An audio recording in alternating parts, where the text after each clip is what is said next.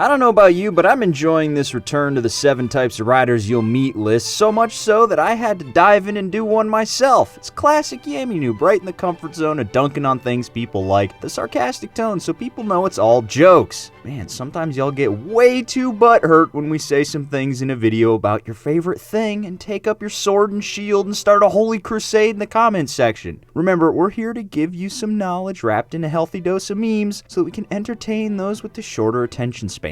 Speaking of shorter attention spans, 600cc riders. Man, starting off strong today. 600cc boys are some of the biggest squids you'll ever encounter out on the road. For some reason, riding around on a motorcycle that makes as much horsepower as a middleweight naked bike, but all the download torque of a Gixxer 250 works some black magic on the brain. But how do you know if you're truly a 600 boy? Do you leave a stoplight at 10,000 RPM and dump the clutch so that Toyota Camry from 1982 doesn't leave you in its dust? You might be a 600 boy. Do you try to explain to your friends that honestly, it's not that uncomfortable and you could totally ride it as a daily rider? You're definitely a 600 boy. But much like leader bike riders, 600cc super sport riders come in several shapes and sizes, and today we're going to break down the 7 most common 600cc riders you'll meet. Let's dive straight in today with a common one that basically every motorcyclist knows, the street R6 guy. The street R6 guy decided that there was only one motorcycle that would make for a good street bike, and that's a motorcycle with the most wins on a racetrack, because that makes a lot of sense. You definitely need all that aero when you're pulling onto the highway, and you certainly need the aggressive ergos to properly take that 90-degree turn into your office parking lot. The best part, or maybe the worst part depending on your point of view,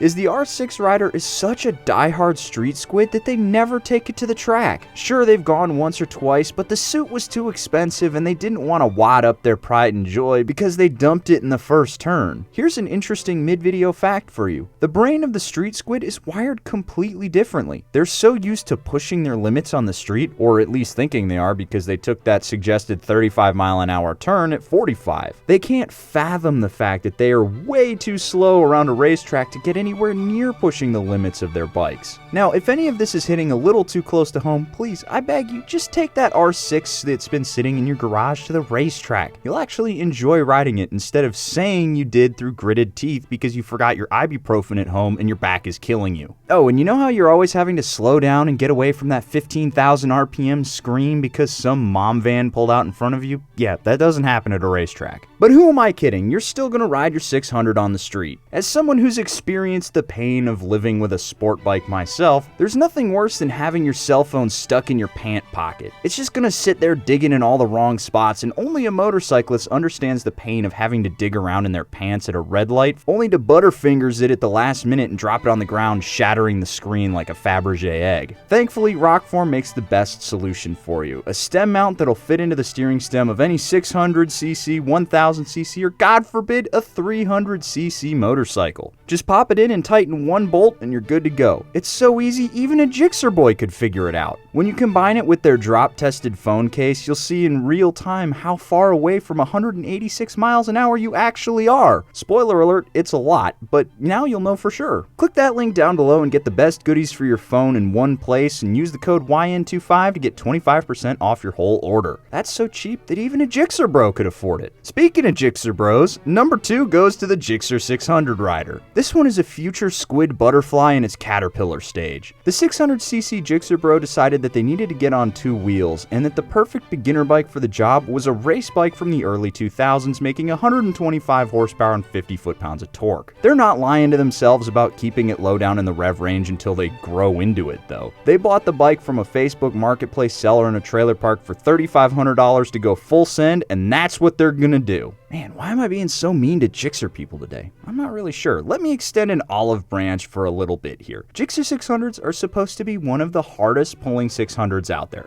Okay, back to Duncan. That poor bike will live a hard and neglected life. It'll wake up and go straight to redline. And when was the last service done? I don't know. Still runs though, so I guess it didn't need it. Valve float? What is that? Look, the Gixxer 600 bro doesn't really care about their beginner bike. They just want to collect enough speeding tickets to form a debt cocoon big enough to allow them to pupate into the next stage of the Gixxer life cycle, the 750 bro. If you encounter a Gixxer 600 rider out there in the wild, just wish them luck and keep moving. you don't want to catch anything. Number 3 goes to the desperate beginner. The desperate beginner wanted to get a 600 so bad, but a nagging voice in the back of their mind kept telling them that it was a bad idea, so instead they got as close to 600 as they could with a 500cc motorcycle. Why not a 650, you might ask? Well, those are just a little bit too quick, so instead they got something slower than both and most 400s at the same time. Something like the Honda CBR 500R, or maybe an old Ninja 500 from the early 2000s. Either way, they're sitting on 50 of the most anemic horses that money can buy and wondering why all the 600 guys on the playground keep bullying them for their lunch money. I mean, 500 is 100 bigger than 400, and if 600 is 100 bigger than 500, and 600 is better than 500, then 500 must be better than 400, right?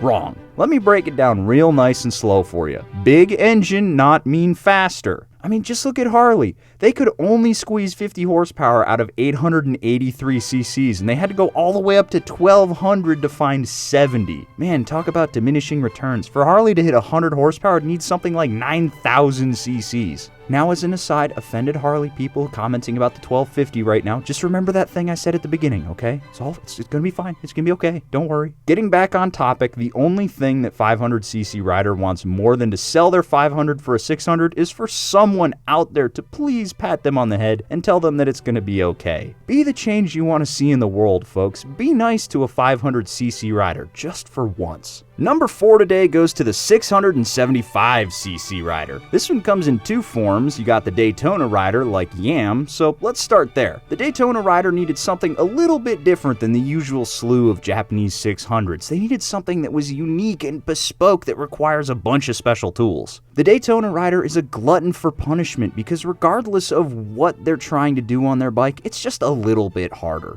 Maybe they just wanted to figure out why their brake light doesn't work, only to realize that something in the rec broke and now the motorcycle only starts with the kickstand down for some reason. Or perhaps they elected the way of pain and decided to turn the bike into a race bike. And speaking from experience, having listened to Yammie go on and on about how his race bike is such a pain in the butt, this seems to be one of the worst and yet most rewarding experiences in life. Only Triumph would have the bravery to make a sport bike that won't run without an ABS pump installed on their race bike platform. If you want to go that way, just buy 2 Daytonas. Trust me, you're gonna need the second one eventually. Yammie's just got one sitting up on blocks. But lest I forget the other 675cc rider out there. They're like a Daytona rider, but their desires are just a bit more unconventional. They needed an Italian motorcycle because one from Britain is just too reliable, so they bought an MV Agusta F3 675. But hey, it's a good thing it barely works because MV doesn't make a lot of spare parts and you don't want to wear them out. Now, number 5 goes to a bit of an odd bird. They're a little older than the average 600cc rider and realized that riding around like a gargoyle perched high on the Notre Dame isn't all it's cracked up to be, but they still wanted a motorcycle that makes all the power at the top end for some reason. They searched high and low for one such motorcycle and finally arrived at the Yamaha FZ6. It's just like a 600, you hear them cry when you ask them why they made such a strange choice. It's got the same sound, even the same engine, they might say, but you know the truth. That no bike making a mere 97 horsepower could be allowed to sit at the grown-ups table. You keep telling them to go away, that their motorcycle is slow and for nerds, but like the adoring fan in Oblivion, they just keep coming back. Take it for a ride, they say, then you'll understand. After months of hounding you, you finally break down and take it around the block. And oh no, it really does make the same power and sound, and it's way more comfortable at the same time. And what does this button here do?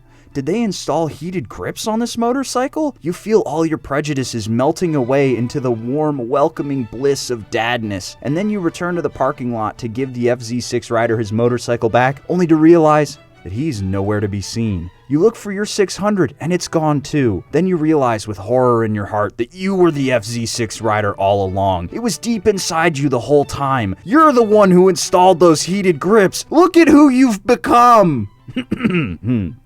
Okay, next up we've got the wrecked 600cc Street Fighter Bro. The wrecked 600cc Street Fighter Bro, as the name implies, wrecked their motorcycle. Most likely they were doing something dumb like trying to impress a girl on the side of the road or make a gift for all the other squids on r/Calamari race team. Once their road rash healed up and they covered the scar with another Limp Bizkit tattoo, it was time to get back on the bike. There was only one hiccup. They didn't have insurance and they couldn't afford new fairings because they have to choose between that case of Bang energy drink or new plastics. Instead, they chose to take the road less traveled because it was grassy and wanted wear. They were going to do what no one else in the world had successfully done in the past, and that's turn a wrecked 600 into a street fighter worthy of being owned. So what would they need? Obviously, you need more aggressive sprockets. Done. That's like $150 right there. Then you need handlebars and mounts. That's not too hard. You just need to pick up a fat bar and drill into the triple. So far, so good. But wait, all the cables are too short now. Well, they go back to their favorite online retailer and realize that quality cables are starting to stretch the budget a little bit. So they see what they can find from the rainforest. New Amazon cables come in and they keep forging ahead. But once you rip off that Amazon Band-Aid, it's a slippery slope from a cheap pair of levers to a completely rattle-canned motorcycle that doesn't start. Oh well, at least you can flip it on Craigslist as a completely one-off, custom, super fun motorcycle for $5,000 because you know what you got. Our last 600cc rider is a rare bird, so rare in fact that you may never see one. You'll only spot this rider on a sunny day at noon because it's the only time they can be guaranteed to make it safely down their favorite twisty road without seeing any rain clouds. It's the Honda CBR 600 F4i rider. This one has a museum quality F4i that sees less than 1,000 miles a year because they don't want to scratch the paint. They spend as much time armor-alling the tires and waxing the fairings as they do on the forums bragging about how mint their bike is and how they're definitely the best form of the 600cc rider out there. There's only one problem with this rider.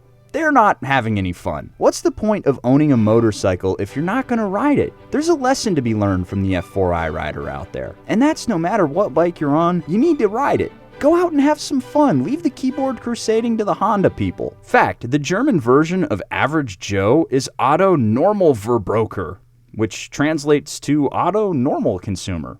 Goodbye. Hey you. Yeah. Click the Yammie Noob video right over there. You should do it. Click that video. Keep watching. Some good stuff. You should really check it out. Hey, look over there. Go click the video. Look, go click it. Click it right now. Do it. Click that video right now. Do it. Do it.